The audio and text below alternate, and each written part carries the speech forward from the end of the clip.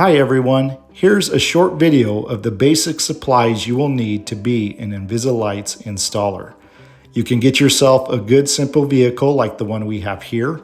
Make sure your company name and the brand InvisiLights is seen on the door with a contact number so future neighbors that see you do your install can contact you to have InvisiLights installed on their home. Here's a look inside the vehicle of the supplies that we keep.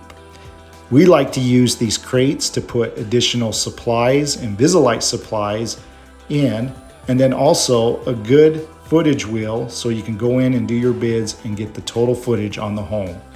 We like to use these milk crates, some drills, chargers, some gloves because aluminum channel is sharp, and your basic tools, snips, square, pencil, wire cutters, even a crowbar to help with those tight spaces to get those extensions in.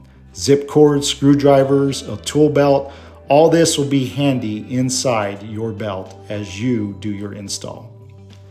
Also, you can put those in a backpack or a toolbox, and again, keep additional InvisiLight supplies like the power injection spool, channel, and lights. Also, you want to get yourself a rack that you can put on top of your vehicle like we have here. On this vehicle, we have 2 ladders. Those will come in handy when you're doing your installs on the InvisiLight homes.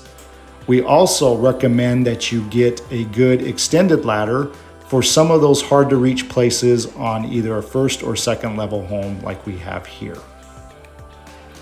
Also, get you a good chop saw as you're beginning. This will help with making good clean cuts. You'll get to the point where you will probably no longer need it and you'll just use your snips.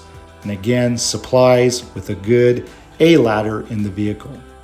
If you've ever been to any of our training, you also know that having a good pair of roofing shoes is a must. We like the brand Fila, so we have those shoes here, and that way you can stay on the roof. I hope this video was helpful for your install on supplies.